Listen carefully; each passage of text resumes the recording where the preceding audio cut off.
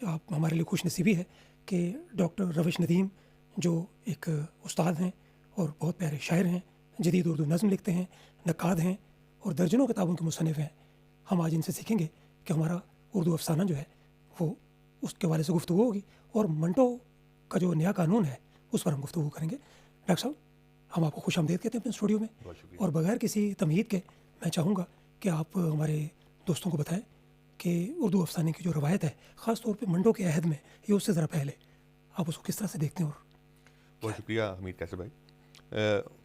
ہم جانتے ہیں کہ جو انگریز کی باقاعدہ حکومت ہے وہ 1857 سے قائم ہوئی، اور 1857 سے ہی ہم نوبادیاتی نظام کا شکار ہوئے۔ گویا انگریز کی جو حکومت تھی وہ نوبادیاتی نظام کا حصہ تھی۔ بالکل اس کے تحت جو پہلی نسل سامنے آئی وہ سر سید احمد خان اور اس کے رفقا کار کی۔ اب یہ وہ ہمارے پہلے جدید اذہان تھے جنہوں نے جدید دور کے حوالے سے ہماری فکری رہنمائی کی اور ہمیں نئے تصورات سے آشنا کیا۔ ان رفقا کار میں سے دو تو مکمل طور پر شاعر تھے، مثلا حالی اور مولانا محمد حسین آزاد، اور اس کے بعد خود سر سید جو تھے وہ ایک سماجی دانشور تھے، تخلیقی آدمی اس طرح سے نہیں تھے۔ گو انہوں نے اس دور میں کچھ انشائیے لکھے جن کو بعد مضامین لکھے، مضمون نگاری کا آغاز انہیں سے ہوتا ہے، اور جن کو ہم بعد میں انشائیے بھی کہا گیا، ان کی کچھ جن کے اندر تخلیقی روح بہت مضبوط تھی۔ جبکہ شبلی جو تھے وہ ان کا تعلق تاریخ سے تھا اور وہ مذہبی عالم تھے۔ مذہبی عالم تو سر سید بھی تھے، لیکن یہ ہے کہ انہوں نے اپنی ایک کایا کلپ ایک اور انداز میں کی، حیرت انگیز ان کا کردار ڈیفرنٹ ہے۔ اچھا، اب ہماری اس نسل نے انٹروڈیوس کروایا جو ہمارے قرون وسطیٰ کا جو ادب تھا اردو کا، جسے ہم کلاسیکی ادب کہتے ہیں، اس کے رد عمل میں ماڈرن جو تھا ادب، اس سے جو یورپی ادب تھا اس سے آشنا کروایا۔ ان کی جو حیتیں تھیں، ان کی جو اصناف تھی، مثلا ڈرامہ، مثلا آٹو بایوگرافی جسے سوانح عمری، خود نویشت، تاریخ، تنقید، نظم، ناول، یہ ساری چیزیں انٹروڈیوس کروائیں۔ تو سب سے پہلی جو کہانیاں یہاں پہ، ایک تو روایت داستان کی تو ہمارے یہاں چل ہی رہی تھی، وہ کسی نہ کسی انداز میں موجود تھی، نثر کی صورت میں بھی، مثنویوں کی صورت میں بھی، لیکن محمد حسین آزاد جو ہیں انہوں نے تاریخ بھی لکھی اور اس میں بھی ایک ٹچ کسی نہ کسی طرح سے اپنے تخلیقی انداز کا دینے کی کوشش کی۔ اور اس کے علاوہ مضمون نگاری کا ہمارے یہاں آغاز ہوا جو کہ سر سید نے کیا، اور اس میں بھی کردار نگاری کی بعض جگہ پہ شکلیں موجود ہیں۔ اور اسی طریقے سے محمد حسین آزاد نے جو انشائیے لکھے اس کے اندر بھی تخلیقی رو بھی موجود تھی اور کریکٹرز بھی بنائے اور بعض چیزوں کی تجسیم بھی کی انہوں نے۔ پھر شبلی نے جو تواریخ لکھی اس کے اندر بھی المامون ہے یا الفاروق ہے، وہ بھی ایک شخصیت کے حوالے سے۔ تو یہ ایک بیک گراؤنڈ ہے جو ہمارے فکشن کا بننا شروع ہوا۔ نذیر احمد نے ناول لکھے، آپ جانتے ہیں۔ تو ان سے جو اگلی نسل آئی وہ اس سے ایک قدم آگے بڑھی، اور خاص طور پہ 20ویں صدی کی جو پہلی دہائی ہے اس میں دو اہم شخصیات سامنے آئیں، جن میں سے ایک تو پریم چند تھے اور دوسرے جو تھے ہمارے سجاد حیدر یلدرم۔ اچھا، ان دونوں کے یہاں اپنے اپنے ٹرینڈ تھے۔ یلدرم جو ہے اس دور میں اسٹیبلشمنٹ کا حصہ یوں تھے کہ وہ سرکاری ملازم تھے اور بہت اعلیٰ عہدے پر تھے، اور ترکی میں بھی وہ رہے۔ تو ان کے ہاں ان کی جو آسودگی تھی، اس نے جو بغاوت کی اور جدیدیت کی جس لہر کو اپنایا اس کو ہم رومانویت کہتے ہیں، اور انہوں نے ایک نئے انداز میں اپنے خوابوں کو پیش بھی کیا، اور اس میں سماج کی جو شکلیں ان کے آدرشوں میں شامل تھی وہ ہمارے سامنے آئیں۔ مثلا ٹرکی کو انہوں نے اپنی خوابوں کی سرزمین بنا کر، اور اس میں جو رومانٹسزم کے تحت جو فیمیل کریکٹرز ابھارے، اور وہ جو ہیں وہ اس حوالے سے بڑے شاندار ہیں۔ بالکل صحیح۔ اور اس کے پیرالل، اس کے متوازی، پریم چند نے جو کہ ظاہر ہے کہ نچلی کلاسوں سے تعلق رکھتے تھے، یا یہ کہ مڈل کلاس کی نچلی کلاسوں سے، تو انہوں نے ان کے ہاں شعور کی جو سطح آئی وہ رومانٹسزم کے مقابلے میں ریئلزم کی آئی، جس کو ہم حقیقت نگاری کہتے ہیں۔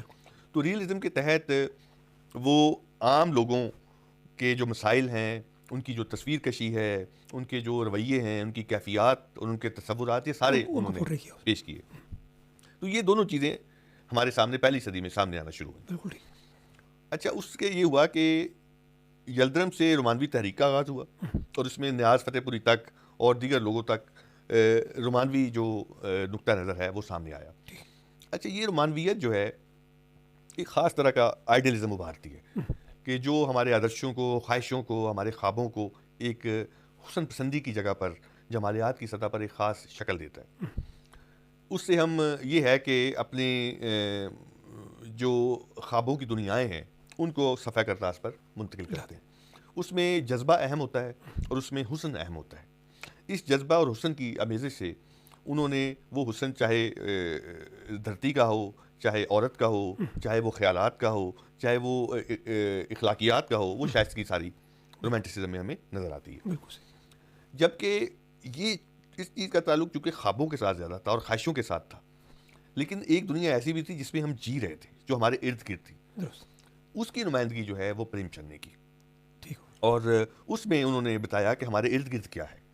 اور ظاہر ہے کہ انگریز کی غلامی اور اس کا استحصال اور اسی دور کی پھیلی ہوئی غربت اور افلاس اور بیماری اور محرومیاں اور ہماری جو عام شخص کی کا جو جبر ہے اس سے پیدا ہونے والا جو صورتحال ہے انہوں نے وہ ساری کی ساری پینٹ کی. تو یہ دو روئیں ساتھ ساتھ چلتی رہی. یہ ایک جگہ پر جا کر اکٹھی ہوئی. وہ جگہ تھی جس کو ہم ترکیب پسند افسانہ کہتے ہیں. اس کی پہلی شکل انگارے کی صورت میں ابھری اور جس پر بیل لگا دیا گیا، اور کیونکہ وہ ناقابل برداشت تھا. اور اس میں یہ ہوا کہ مصنف کی جو احتجاجی لہر تھی، جو ریئلزم سے ٹکرا کر ابھری تھی، وہ بہت شدید تھی.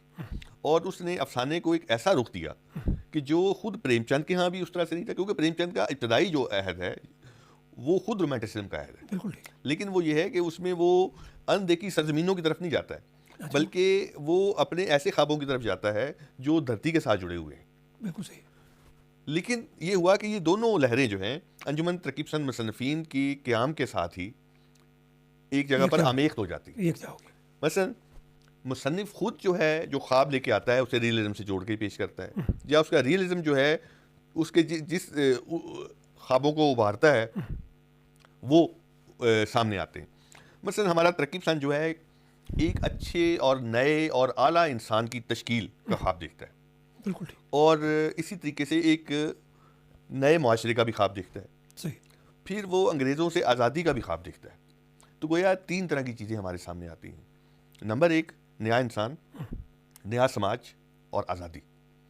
ان تینوں نے مل کر ایک خاص طرح کا رومانس بھی پیدا کیا اور اسے ریئلزم کے ساتھ جوڑ کر بھی دیکھا.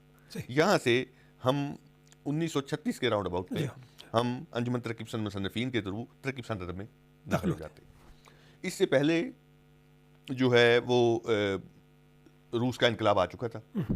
اس نے ویسے ہی ایک نئی امید دلا دی تھی، اور یہ تاریخ میں پہلی دفعہ ہوا تھا کہ عام غریب طبقے جو ہیں، مزدور ہیں، کسان ہیں، جن کی کبھی بھی حکومتیں نہیں بنی، جو کبھی بھی اپنی سلطنتیں قائم نہیں کر سکے بلکہ ہمیشہ غربت کا، افلاس کا، جبر کا، ظلم کا شکار رہے، انہوں نے پہلی دفعہ روس میں حکومت قائم کی.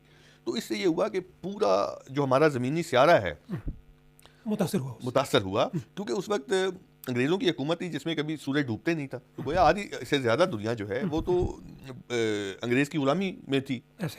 تو وہاں پر جو ہے روسی اشتراکی انقلاب نے ایک نیا جذبہ دیا، کیونکہ سر سید کے بعد کی جو نئی نسل ہے ان کے ہاں انگریز کے خلاف جو تحریکیں ہیں آزادی کی اور اس کے ساتھ ساتھ انقلاب کی وہ شروع ہو چکی تھی. مثلا 1912 کے راؤنڈ اباؤٹ غدر کی تحریک موجود تھی. اسی طرح 1920 میں کمیونسٹ پارٹی بھی بن گئی تھی. تو 36 تک آتے آتے یہ سارے رجحانات بہت پنپ چکے تھے. خود کانگریس جو ہے اس کی جو آزادی کی جو مطالبات تھے وہ بہت آگے تک جا چکے تھے. بالکل. اور پھر 1920-22 کے راؤنڈ اباؤٹ میں وہ یہ بھی آپ جانتے ہیں کہ تحریک خلافت کی صورت میں ایک بڑا جوش آ چکا تھا یہاں کے مسلمانوں میں خاص طور پہ بھی، اور خود کانگریس بھی مسلمانوں کے ساتھ بہت اچھے طریقے سے ہم آہنگ ہو چکی تھی. پھر ایک اور بات کہ جو پہلی جنگ عظیم ہے اس کے اثرات بذات خود غربت کی، مہنگائی کی، بے روزگاری کی صورت میں بھی آئے اور جبری بھرتی کی صورت میں بھی آ چکے تھے. بالکل ٹھیک ہے. ان سب نے یہ وہ سارا ماحول ہے جو منٹو کو ورثے میں ملا، اور اس سارے ماحول نے منٹو کو بنایا. بالکل ڈاکٹر صاحب، جب آپ یہ 1936 کا ذکر کر رہے تھے میں نے کہا دیکھیں کہ بالکل نیچرل ایک سلسلہ ہے، اور اس میں دیکھیں کہ وہ جو ہم آج کا جو ہمارا افسانہ جس پہ ہم نے بات کرنی وہ نیا قانون ہے منٹو کا. وہ راؤنڈ میرا خیال ہے کہ 35 1935 کے لگ بھگ یہ لکھا گیا ہے. جی جی ایسے ہی. تو اس میں تو آپ دیکھیں کہ وہ سارے شیڈز موجود ہیں جو آپ نے فرمائے ہیں اور اس میں سارے ہم ڈسکس کر رہے ہیں. تو ڈاکٹر صاحب منٹو اب ہم اس کو اب اگر ہم بات کریں منٹو پہ، منٹو کی اور کہانیاں بھی ہیں، منٹو کے ایسے افسانے زیادہ ہیں جن پر لوگوں نے اعتراض ہی کیا ہے کہ وہ دور ایسا تھا کہ کیونکہ منٹو بالکل نئی ایک بات کر رہے تھے، نئے جذبے سے کر رہے تھے، تو زیادہ لاؤڈلی کر رہے تھے، اس لیے شاید اس پہ اعتراض بھی ہوا. تو آپ اس کو کس طرح سے دیکھتے ہیں؟ دیکھیے ایک چیز تو یہ ہے کہ جب ہمارے ہاں افسانہ لکھا گیا جو ریئلزم کا افسانہ تھا، ریئلزم کے جو اثرات ہیں وہ 20ویں صدی کے آغاز میں ہی آنا شروع ہو گئے. اچھا ریئلزم کیا ہے؟ ریئلزم یہ ہے کہ آپ اپنے ارد گرد کی دنیا کو کیمرے کی آنکھ سے دیکھیں. اچھا کیمرہ کیا کرتا ہے؟ وہ ایز اٹ از پیش کرتا ہے. وہ پینٹر سے مختلف ہوتا ہے. پینٹر تو اس میں اپنی پسند کا رنگ بھر لے گا، تھوڑا سا ٹچ ایسا دے دے گا، لیکن فوٹو ایسے نہیں کرتی. فوٹو جو ہوتی ہے نیگیٹو پہ آتی ہے وہی آتی ہے. تو یہ ریئلزم کی چیز آئی. اس ریئلزم کے تحت خود بہت افسانے کے آغاز میں ہی پریم چند کے اوپر پابندیاں لگی. افسانہ لکھا پابندی، پھر انگارے آیا، افسانے 5-6 لوگوں نے لکھے پابندی.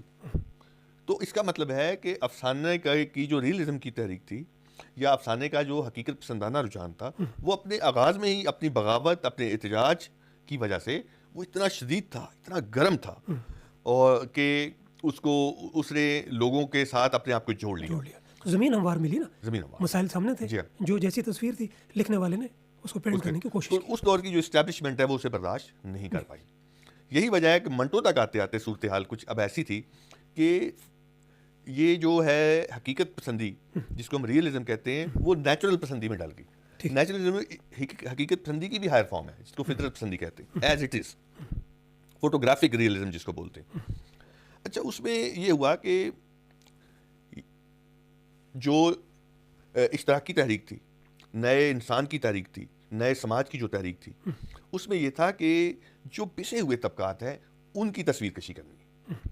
اب منٹو نے یہ کیا کہ اس نے سب سے نچلا طبقہ لیا، اور نچلے طبقے میں سے بھی سب سے مظلوم طبقہ اس نے لیا جو کہ عورت تھا. اچھا عورتوں میں سے بھی سب سے مظلوم طبقہ وہ تھا جس کو طوائف کہا جاتا ہے. بالکل صحیح. ٹھیک ہے. تو اب آپ دیکھیے کہ اس نے کتنی تہیں اتارنے کے بعد وہاں تک پہنچا ہے کہ ایک اس نے عام لوور کلاس لی، لوور کلاس کے بعد لوور کلاس کی مظلوم عورت لی، اور مظلوم عورتوں میں سب سے مظلوم عورت طوائف لی. ایک تو وہ طوائف جو ہے جو مجبور ہوئی ہے اپنی جسم فروشی کے لیے اپنی غربت کے باعث، اور اس غربت اور اپنی طوائفیت کے باعث وہ راندہ درگاہ ہوئی ہے. اسے اپنے ہی اسی کلاس کے عورتیں اور مرد اس کو عزت دینے کو تیار نہیں. اب ظاہر ہے کہ وہ انسان ہے.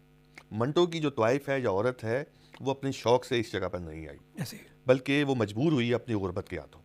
اس مسئلے کو منٹو نے کہا کہ سمجھیں، وہ اپنے شوق سے نہیں آئی ہے. تنقید کا نشانہ بنائے، اس کو سمجھے، اس کے مسئلے کو سمجھے، اس سے ہمدردی کریں انسانی سطح پہ، ہاں، اور اسے عزت دیں، اسے ہمدردانہ طور پر دیکھیں، اور جو اس کا حق بنتا ہے اس کو دیں، چاہے وہ پیسے کی صورت میں ہے، چاہے وہ اس کی عزت کی صورت میں ہے. وہ بہرحال انسان ہے، اور یہ سوسائٹی نے اس کو ایسا بنایا ہے. اس کی جو ذمہ دار ہے وہ سوسائٹی. یہ وہ چیز ہے جس میں ہمارے دیگر جو ترقی پسند افسانہ نگار تھے وہ اس کی مختلف سوسائٹی کے نچلے طبقات کی جو جہاد تھے ان کو دیکھ رہے تھے. کوئی کسان کو دیکھ رہا ہے، کوئی مزدور کو دیکھ رہا ہے، کوئی یہ ریڑھی والے کو دیکھ رہا ہے، کوئی ٹانگے والے کو دیکھ رہا ہے، کوئی موچی کو دیکھ رہا ہے. تو اسی طریقے سے منٹو نے بھی ایک خاص سطح پر جا کے اس کو دیکھنے سمجھنے کی کوشش کی، اور اس کی وجوہات جاننے کی کوشش کی، اس کی سیاسی وجوہات، معاشی وجوہات، اس کی اخلاقی وجوہات، اس کے یوں کہہ لیں کہ اس کے ہر افسانے میں یہ ساری کی ساری وجوہات موجود ہیں، کم و بیش موجود ہیں. اب یہ ہوا کہ ہمارے ہاں یہ چیز موجود تھی اور سب نے قبول کی ہوئی تھی. اس کے خلاف کوئی جلوس نہیں نکل رہا تھا، اس کے خلاف کوئی احتجاج نہیں ہو رہا تھا. منٹو نے اپنے قلم پکڑا اور احتجاج کیا. اس احتجاج کو پسند نہیں کیا گیا. کیوں؟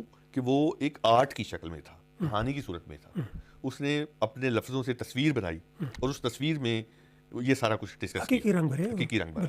اور یہ منٹو کا ایک بڑا جرم تھا، کیونکہ ہوتا یہ ہے کہ جب ہم کسی کو بتائیں کہ تمہارے چہرے پہ یہ ہے تو وہ کوئی برداشت نہیں کرتا. منٹو نے اپنی جرأت کے ساتھ مجھے بتایا، لوگوں کے قلم سے بالکل خراشیں لگائی اور وہ تصویر کا وہ رخ دکھایا.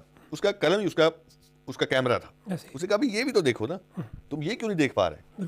تم اس گھنونے چہرے کو جو سوسائٹی کا ہے، جو سوسائٹی نے خود بنایا ہے، اس کو بھی دیکھو. اس پہ احتجاج ہوا اور اس کو برداشت نہیں کیا گیا. ڈاکٹر صاحب اب ہم اسی تناظر میں نیا قانون کی پرتیں کھولیں تو بالکل جو آپ فرما رہے ہیں وہی ساری چیزیں ہیں.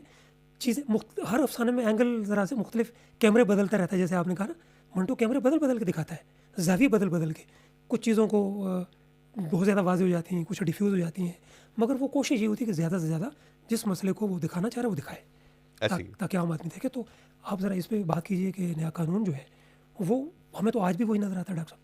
ایسے ہی بالکل ایسے نیا قانون ہے، بالکل عام آدمی آج بھی مسائل کا شکار ہے. دیکھیے یہ اس کے ان افسانوں میں اعلیٰ ترین شمار ہوتا ہے جس میں سیاسی مسئلہ حاوی ہے. جی یہ چیز ذہن میں رکھیے کہ منٹو جب لکھ رہا تھا تو برٹش گورنمنٹ کے ہم قبضے میں تھے اور برٹش گورنمنٹ پوری اس زمین سیارے پر سب سے زیادہ طاقتور تھی. ایسے ہی قومیں اس کے آگے جو ہے وہ بول نہیں سکتی، سرنگوں تھی اور اس نے یوں اپنی گرفت میں لیا ہوا تھا. وہاں منٹو بیٹھ کے ان کی سیاست پر انگلی اٹھاتا ہے. یہ اہم بات ہے. اس کا ہیرو نہ شہزادہ ہے، نہ بادشاہ ہے، نہ سیٹ ہے، نہ کوئی انگریز ہے. اس کا جو ہیرو ہے ان پڑھ کوچوان ہے، ان پڑھ ٹانگے والا کوچوان ہے. یہ سب اس کی اہم خصوصیت ہے. اور اس کے ارد گرد جو دیگر کردار ہیں اس کے ٹانگے میں بیٹھنے والے وہ بھی ویسے ہی. اور اس کے علاوہ جو کردار اس کے علاوہ جو نظر آتے ہیں وہ انگریز ہیں. انگریز اور مقامی لوگ، بالکل ٹھیک، انتہائی غریب لوگ. وہاں پر جو منگو ہے وہ کیا سوچتا ہے، کیا دیکھتا ہے؟ اسے کوئی قانون سے، برٹش اسٹیبلشمنٹ سے اور جو ایک جبر کی کلونیل حکومت ہے اس پر اس کی نظر ہے کہ وہ آزادی کے لیے، لوگوں کے لیے کیا کرنے جا رہی ہے. اس کے لیے اس کی تڑپ ہے. تو آپ دیکھیے کہ وہ تبدیلی چاہتا ہے، وہ کچھ دیکھنا چاہتا ہے کہ کچھ اسے اس نئے قانون میں مل جائے اور یہ یہاں سے چلے جائیں، میرا ملک آزاد ہو جائے، میرے لوگ آزاد ہو جائیں، ان کی غربتیں اور محرومیاں اور پریشانیاں، ناکامیاں ختم ہو جائیں. یہ ایک کوچوان کے دل میں ایک ایسی امنگ کو دکھانا، یہ منٹو کا بڑا آرٹ ہے کہ جس میں ایک بڑا ٹکراؤ مقامی لوگوں کا اس دور کے جو غلام بنانے والے، ہمیں غلام بنانے والے انگریز تھے، ان کے ساتھ ہے. تو ٹکراؤ کی جو دو مخالف قوتیں ہیں، ایک تو ان کو سمجھنا ضروری ہے. پھر عام بندہ جو ہے کوچوان کی صورت میں اور سواری کی صورت میں کیا سوچ رہا ہے اور وہ کیسے جڑا ہوا ہے اپنی سیاسی اور معاشی صورتحال کے ساتھ، اس کو سمجھنا ضروری ہے جو منٹو نے پیش کیا. اور روزی روٹی کے چکر میں یہ نہیں کہ وہ جبر جو آپ نے فرمایا نا وہ بھی، اور روزی روٹی والا دھندا وہ بھی کرنا ہے، مگر لوگوں کی سواریوں کی گفتگو، جیسے بیرسٹرز کی گفتگو ہے یا طلباء کی ہے یا عام آدمی کی بات ہے، تو اس سے چیزوں کو سمجھنے کی اس نے کوشش کی اپنے تئیں. یہ اس کا سیاسی ذہن دیکھے کیسے کام کر رہا ہے، یہ اس میں اہم بات ہے. کتنی وہ شدت سے وہ 1 اپریل کا وہ انتظار کر رہا ہے کہ جی کوئی نیا قانون آ رہا ہے جس سے ہمارے معاملات جو ہیں وہ بدلیں گے. تو ڈاکٹر صاحب اس میں مجھے ایک چیز جو بہت زیادہ اہم لگی ہے، آپ دیکھیں کہ کیسا طنز کیا ہے منٹو نے. 1 اپریل تاریخ رکھی ہے، اپریل فول ہے، کہ آخر میں اینڈ پہ ہمیں پتہ لگتا ہے کہ بھائی کوئی نیا قانون نہیں ہے، یہ تو تم اسی پرانے قانون کے ہیر پھیر میں آگے ہو، اب دیکھو تمہارے ساتھ کیا ہوتا ہے. اسی طرح سے اینڈ ہوتا ہے نا. ڈاکٹر صاحب وقت کی قلت ہے، دیکھیں ڈاکٹر صاحب کہ ہم منٹو کا ایک افسانہ بھی پوری طرح ڈسکس نہیں کر پائے. اس کی وجہ یہ ہے کہ منٹو بہت بڑا فنکار ہے، بہت بڑا لکھنے والا ہے. اس لیے تو دیکھیں کہ 100 سال گزرنے کے باوجود منٹو زندہ ہے. جب سے پیدا ہوا منٹو زندہ ہے. اور ہمارے دوستوں کے لیے یہ میں پروگرام کے ختم ہوتے ہوتے یہ کہتا چلوں کہ آج کی دونوں شخصیات فنافل منٹو ہے. ڈاکٹر صاحب کی کتاب منٹو کی عورتیں PhD کا مقالہ، اور 2011 میں میری دوسری جو کتاب آئی ہے دوسرا آخری خط، وہ میں نے منٹو صاحب کے نام کی ہے اور انہیں کے اسٹائل میں کہانی لکھی ہے.